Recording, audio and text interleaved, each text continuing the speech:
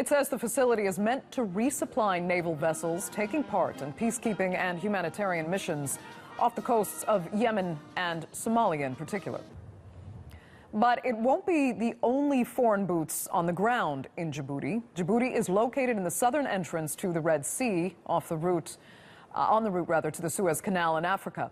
Now, the tiny nation is sandwiched between Ethiopia, Eritrea, and Somalia with a growing foreign military presence. The United States and France have separate bases in the country. French military has had a long-standing presence in the country. Around 1,700 troops are there now. And the U.S. has more than 3,000 personnel. It's the only permanent U.S. military base in Africa. Similarly, Japan also has a contingent of 180 troops in Djibouti with plans for expansion. And Saudi Arabia is also reportedly finalizing an agreement to build a base there. Well, for more, our Africa reporter Fidelis Mba joins me now live in the studio. Hi, Fidelis. Is it just that simple for Japan? They simply need to resupply naval vessels for humanitarian missions, or is there something more to that? Well, for China, this is a significant change in their policy, in the Africa policy, because before now, all they've been doing is sending investors to different countries, sign bilateral agreements with governments to provide services in exchange for, business deals. But now sending in, setting up a military base that will be, hosting about 10,000 troops from China is a significant statement. And it's something that will also rattle the other Western countries, because before now, they were just more about just concentrating on their business deals. And now they're making a very bold statement.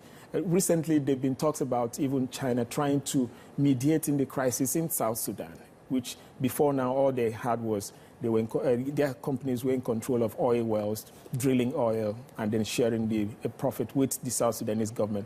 But because of the recent crisis, there have been talks about China now trying to mediate. And what that means is, trying to more like also putting more troops on ground to make sure that peace is maintained. So this is a different, more like a shift from their policy in Africa. And what does Djibouti get out of this? They're now accommodating various nations with conflicting interests as well, militarily, on the territory of a very small country. Well, for Djibouti, this is actually more like a major source of revenue for the country. It's just a country of less than 1 million people.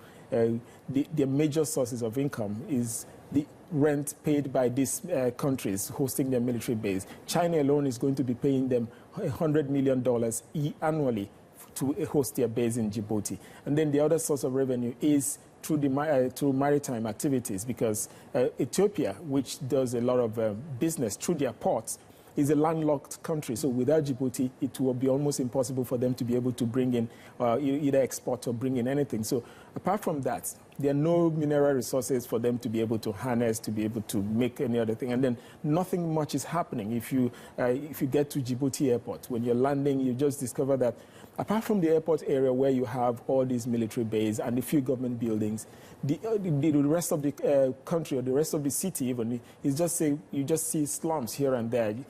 People just striving to survive. So for them, it's economically it's rewarding, even though they might actually more like be almost like surrendering the sovereignty of the country to the West.